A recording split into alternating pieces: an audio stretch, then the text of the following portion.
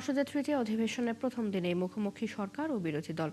জনগণের সাথে প্রতারণার অভিযোগ তুলেছে দুই পক্ষই। সংসদ শেষে বিরোধী দলীয় উপনেতা বলেন, গণভোট না মেনে জনগণের সাথে বিশ্বাসঘাতকতা করেছে বিএনপি। আর স্বরাষ্ট্রমন্ত্রী বলেন, সংবিধান সংশোধন কমিটিতে যোগ না দিয়ে জনগণের সাথে প্রতারণা করেছে বিরোধী দল। সংসদের প্রথম দিনেই ওয়াকআউট করেছে বিরোধী জোট। মোহন ইসলামের রিপোর্ট। স্পিকার, আমাকে সময় দেওয়ার জন্য আপনাকে ধন্যবাদ। আমরা এখন ওয়াকআউট করছি। আসসালামু আলাইকুম। জাতীয় সংসদের তৃতীয় অধিবেশনের প্রথম দিনেই মুখোমুখি সরকার ও বিরোধী দল। বেসরকারি দিন বিলানোর অভিযোগ তুলে ওয়াকআউট করে বিরোধী দল। সবকিছু আলোচনা করা দরকার। পরে ব্রিফিং করেন তাদের উপনেতা। তিনি অভিযোগ করেন, বিএনপি জাতির সাথে বিশ্বাসঘাতকতা করেছে। বিএনপি এখন বলছে যে গণভোট সংবিধান কাভার করে না। যদি গণভোট সংবিধান না করে তাহলে ইলেকশনও কাভার করে না। বিএনপির আজকে 2/3 মেজরিটির যে সরকার, এটাও কাভার করে না। গণভোট যদি অবৈধ হয় তাহলে ওনারা কিন্তু আর বৈধ থাকেন না। আর বাহানা দেখিয়ে ওয়াকআউট না করার আহ্বান জানান স্বরাষ্ট্রমন্ত্রী। তবে বিরোধী দলীয় উপনেতা বলেন, ওয়াকআউটের পেছনে যুক্তি আছে। আমরা কোনো অজুহাতে আসি নাই, আর এটা কোনো ছোট বিষয় নয়। অধিকাংশ জনগণের যে সিদ্ধান্তের বাস্তবায়নের যে প্রয়োজনীয়তা এবং অপরিহার্যতা, এটাকেই আফোর্ড করেই আমরা আজকে বেরিয়ে আসছি। পরে স্বরাষ্ট্রমন্ত্রীকে এ নিয়ে প্রশ্ন করলে তিনি দাবি করেন, উল্টা বিরোধী দল জাতির সাথে প্রতারণা করছে। জুলাই জাতীয় সনদ বাস্তবায়নের জন্য যা কিছু করা প্রয়োজন সেটা করতে প্রস্তুত। এখানে গণভোটের যদি কোনো গণরায় সম্পর্কিত তাদের বক্তব্য থাকে, তারা এই কমিটিতে এসে বলতে পারে। সুতরাং আমরা প্রতারণা করছি না, বরং তারা জনগণকে বঞ্চিত করছে। আর সংবিধান সংশোধন কমিটিতে যোগ দিতে বিরোধী দলকে আহ্বান জানান চিফ হুইপ নুরুল ইসলাম মনি। সকলকে আহ্বান করতে চাই, একত্রিত হয়ে ঐক্যবদ্ধভাবে আমরা সেই সমস্যার সমাধান করব। মোহন ইসলাম, ৭১, ঢাকা। চট্টগ্রামে সবজির দাম কিছুটা কমলেও ক্রেতাদের নাগালে আসেনি। বেড়েছে মাছ মুরগির দামও। বাজারে ঝিঙ্গা বরবটি ১০০ টাকা, ঢেঁড়স ৮০, টমেটো ১২০ টাকায় বিক্রি হচ্ছে। শীতকালীন সবজির দাম বেশ চড়া। প্রতি কেজি ফুলকপি ২৫০ টাকা, শিম ১৬০, বাঁধাকপি বিক্রি হচ্ছে ১২০ টাকায়। এদিকে দেশি ও সোনালী মুরগির দাম গত সপ্তাহের মতো ৬৫০ এবং ৩৪০ টাকায় বিক্রি হচ্ছে। তবে ব্রয়লার মুরগির দাম ২০ টাকা বেড়ে বিক্রি হচ্ছে ১৯০ টাকায়। গরুর মাংসের দাম এখনও ৮৫০ থেকে ১০০০ টাকার মধ্যেই আছে। তবে ডিমের দাম ১০ টাকা কমে প্রতি ডজন বিক্রি হচ্ছে ১৪০ টাকায়। এছাড়া মাছের সরবরাহ ঠিক না হওয়ায় দাম এখনও চড়া। অন্যদিকে পেঁয়াজ ও আদার দাম গত সপ্তাহের মতো ৫৫ ও ১৪০ টাকায় থাকলেও রসুনের দাম ২০ টাকা বেড়ে বিক্রি হচ্ছে ১৬০ টাকায়। চট্টগ্রামে বাজার দর নিয়ে আরো জানাতে যুক্ত হচ্ছেন সহকর্মী রাজীব বড়ুয়া। রাজীব, বাজারে আজকে সবজি সহ অন্যান্য পণ্যের দাম কেমন দেখছেন? দাম নিয়ে ক্রেতারা কি অভিযোগ করছেন এবং বিক্রেতারা কি বলছেন?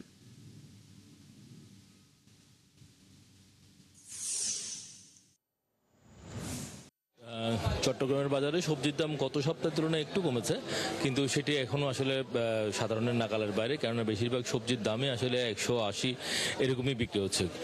যেমন গত সপ্তাহে যে সবজি ছিল ১২০ টাকায়, সেটা ১০০ টাকা বিক্রি হচ্ছে এখন। যেমন ঝিঙ্গা গত সপ্তাহে ১২০ টাকা ছিল, এই সপ্তাহে বিক্রি হচ্ছে ১০০ টাকা, বরবটি ১০০ টাকা, ঢেঁড়স ৮০ টাকায় বিক্রি হচ্ছে। আপনি জানেন যে চট্টগ্রামে মূলত দুই জায়গা থেকে সবজি আসে। একটি হচ্ছে চট্টগ্রামের যে দক্ষিণ যে জেলাগুলো আছে, সে যেমন সাতকানিয়া, বাঁশখালী, লোহাগাড়া, এইসব অঞ্চল থেকে মূলত চট্টগ্রামের সবজিগুলো আসে। আর এর বাইরে কুমিল্লা সহ যশোরের অঞ্চল থেকে সবজি আসে। যেহেতু চট্টগ্রামের বাঁশখালী, সাতকানিয়া, লোহাগাড়া এইসব অঞ্চলে দিন আগে বন্যা হয়েছে এবং যার কারণে সবজি ক্ষেত তলিয়ে গেছে, ওই কারণে আসলে মূলত ওখান থেকে সবজির যে সরবরাহ সেটি কমে গেছে। এই কারণে এখনো সবজির যে বাড়তি দাম এবং বিক্রেতারা বলছেন সরবরাহ কমে যাওয়ার কারণে মূলত এই বাড়তি দাম। ফলে নতুন করে সবজি আসলে পরে তখন হয়তো দাম কিছুটা কমবে। আর এর বাইরে আমরা দেখছি বেশ কিছুদিন ধরে চট্টগ্রামের মাছের বাজারের দাম বেশ চড়া, বিশেষ করে সামুদ্রিক মাছ। আপনি জানেন যে এখন বৃষ্টিপাত হচ্ছে, বৈরী আবহাওয়ার কারণে সবসময় মাছ ধরার ট্রলারগুলো সাগরে যেতে পারে না। এই কারণে আমরা দেখছি যে প্রতি সপ্তাহে এখানে যে মাছের দাম, এটা প্রতি গত সপ্তাহের তুলনায় আজকে সব ধরনের মাছের দাম কেজি প্রতি ১-১৫০ টাকা কিন্তু বাড়তি। আর এর বাইরে আমরা যদি শিং মাছের, মিঠা পানির মাছের কথা বলি, মিঠা পানির মাছও দাম বাড়তি। বিশেষ করে রুই কাতলা ৪০০-৪৫০ টাকা বিক্রি হচ্ছে। যেগুলো একটু বড় সাইজের সেগুলো ৫৫০-৬০০ টাকা পর্যন্ত বিক্রি হচ্ছে। এবং যেই সামুদ্রিক মাছ যেগুলো গত সপ্তাহে বিক্রি হয়েছিল ২০০-২৫০ টাকা, সেই এখন ২৮০-৩০০ 300 এমনই আসলে বিক্রি হচ্ছে। আর এর বাইরে মুরগির কথা যদি বলি, মুরগি বিশেষ করে ব্রয়লার মুরগি সেটি গত সপ্তাহের তুলনায় 20 টাকা বেড়ে বিক্রি হচ্ছে 190 টাকা। এবং এখানে ক্রেতারা মূলত যেটি বলছেন, তারা বলছেন যে এখানে যে বাজার মনিটরিং যে বিষয়টি সেটি আসলে নেই, এবং এখানে বাজার যখন তদারকি করতে আসে তখন দাম হয়তো কিছুটা নিয়ন্ত্রণে থাকে, কিন্তু টিম চলে যাওয়ার পরে সেই দামটি আসলে থাকে না। ফলে তারা চাচ্ছেন যে আসলে উৎপাদন পর্যায় থেকে ভোক্তা পর্যন্ত আসতে কি পরিমাণ খরচ হয়, তো সেই যদি একটু মনিটরিং থাকে তাহলে ক্রেতাদের একটু কেনাকাটা করে আসলে স্বস্তি পায়। চৈতি। রাজীব, ধন্যবাদ আপনাকে। আমাদের সাথে চট্টগ্রাম থেকে যুক্ত হয়ে বাজার দর নিয়ে জানাচ্ছিলেন সহকর্মী রাজীব বড়ুয়া। সৌদি আরবের রিয়াদে সোফা তৈরির কারখানায় অগ্নিকাণ্ডে নিহত 7 জনের মরদেহ পৌঁছেছে তাদের গ্রামের বাড়ি নওগাঁর আত্রাইয়ে। বৃহস্পতিবার রাত 1টার দিকে হযরত শাহজালাল আন্তর্জাতিক বিমানবন্দর থেকে লাশবাহী ফ্রিজিং অ্যাম্বুলেন্সে করে মরদেহগুলো আত্রাই উপজেলায় এসে পৌঁছায়। এ সময় স্বজনদের মাঝে নেমে আসে শোকের ছায়া। মরদেহগুলো শেষবারের মতো দেখতে আত্রাই থানা কম্পাউন্ডে ভিড় করেন স্বজন ও এলাকার মানুষ। এদিকে প্রশাসন জানিয়েছে সকাল 10টায় জেলা ও উপজেলা প্রশাসনের উদ্যোগে আত্রাই মোল্লা আজাদ মেমোরিয়াল কলেজ মাঠে 7 জনের জানাজা অনুষ্ঠিত হবে। এরপর স্বজনদের কাছে মরদেহগুলো হস্তান্তর করা হবে। সৌদি আরবের অগ্নিকাণ্ডে নিহতদের মধ্যে নওগাঁর আত্রাই উপজেলার আছেন 11 জন এবং সদর উপজেলার 1 জন। প্রশাসন জানিয়েছে বাকি মরদেহগুলো দেশে আনার প্রক্রিয়া চলছে।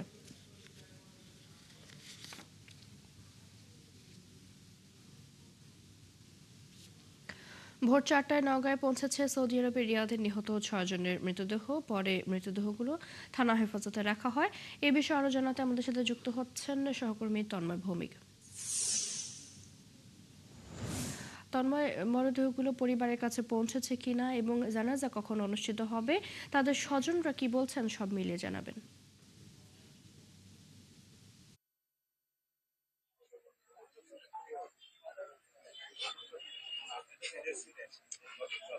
ধন্যবাদ চৈতি। আপনাকে জানিয়ে রাখি যে সৌদি আরব যে সোফা কারখানায় যে আমাদের 13 জন নগর মারা গিয়েছে, তার মধ্যে 7 জনের কিন্তু মরদেহ শনাক্ত হওয়ার পরে কিন্তু তাদের মরদেহ রাত 1টার দিকে কিন্তু নগর আত্রাই থানায় নিয়ে এসে রাখা হয়েছে। আপনি দেখতে পাচ্ছেন আমার পিছনে 4টি লাশবাহী গাড়িতে সেখানে কিন্তু আছেন, এবং ইতিমধ্যে কিন্তু সকাল 8টার দিক থেকে কিন্তু নিহতের পরিবারের স্বজনরা কিন্তু এখানে ভিড় করছেন থানা চত্বরে, এবং প্রচুর এখানে একটা শোকাবহ পরিণত হয়েছে। আপনাকে জানিয়ে রাখি যে গন্ডগোহালি গ্রামের হচ্ছে নিহত মোহন এবং সুমনের বাবা গফফর প্রামাণিক, তিনি অভিযোগ করেছেন যে এখানে যারা পাচারকারী আছে, অর্থাৎ এখানে যারা দালাল বলা হয়, সেই দালালের মধ্যে তারা বলেছেন যে তারা টাকা, তাদের কাছ থেকে টাকা পেত, সেই টাকা না দেওয়ার কারণে তাদেরকে হত্যা করা হয়েছে বলে দাবি করা হয়েছে, এবং এ ব্যাপারে তারা লিখিত অভিযোগ দিবেন বলে জানিয়েছেন। আমি কথা বলতে চাই প্রতিবন্ধী গফফর প্রামাণিক, তার 2 ছেলে কিন্তু সেখানে অগ্নিদগ্ধ হয়ে মারা গেছে, সেই গফফর প্রামাণিক। আচ্ছা, এই যে আপনার ছেলে কিভাবে মারা গিয়েছে এবং কেন মারছিলেন, কত টাকা পেতেন সেই দালালদের কাছ থেকে? আসসালামু আলাইকুম। আমার ছেলে, বড় ছেলে মোহন, আমাকে রোজ শুক্রবার দিন বলে, আব্বা বাবুর বাড়ি যান, 1 লক্ষ টাকা আবার দিবেনি, কাকু দিবেনি, চাচিমা, কাকু বলে দিলে চাচিমা 1 লক্ষ টাকা দিবেনি, আর বাকি যে কয়েক টাকা পাবো আমি নিবনি এখানে কারখানা। আমার বাড়িতে মিস্ত্রি কাজ লাগাচ্ছে বাড়ি বিনির্মাণ করার জন্য। আমি ওখানে গেছি, যাওয়ার পর যা বললাম, আমার বোমাকে, ছোট ভাই হয় আমার, খালাতো ছোট ভাই হয়, আমি বোমাকে বললাম বাবা টাকা দিবার কাছে, বাবু টাকা দাও। তখন যদি ভাই তুমি দাঁড়াও, তখন আমি বাইরে সিঁড়ি দাঁড়াতাম, ওখানে 7-8 জন মানুষ আমার কাছে দাঁড়ায় ছিল, সাক্ষীপুর মানুষ 7 থেকে 8 জন মানুষ ছিল। আমি দাঁড়ায় থাকার পর বাড়ির মধ্যে যা বাবুর কাছে ফোন দেয়, তখন ফোন দেয়, তখন বাবু ওখান থেকে কয় 10,000 টাকা দিয়ে বিদায় করে দাও।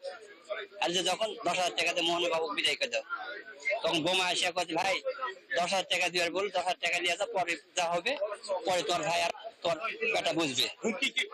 আমি করছি সে তখন আমাকে 10,000 টাকা দিছে। এই টাকা যখন আমি নিয়ে আসে ছেলে তখন বলেছি বাবা 10,000 দিছে, তখন ছেলে যখন কাছে কাকু 1 লাখ টাকা দেওয়ার কথা, 10,000 দিছ, তখনই ছাওয়ালে হুমকি দেওয়া কয় যে তোকে একবার রাস্তা শেষ করে দেবো, টাকা কারখানা তো সব পণ্য তো গরম দেবো, তো সৌদি আরব থেকে নেমে দেবো। তখন ছাওয়াল হওয়ার, তখন তক্কাতকি হয়, তখন শাহরুখ ধরে মারে, তখন মেজো ছেলে ছোট ছেলে সমন আসে, তখন ছান্দা পর তখন তন্ময়, শুনছিলাম আমরা আপনার কাছ থেকে, আপনি আছেন সেখানে, জানাজা শুরু হলে নিশ্চয়ই পরবর্তীতে আবারও যুক্ত হব।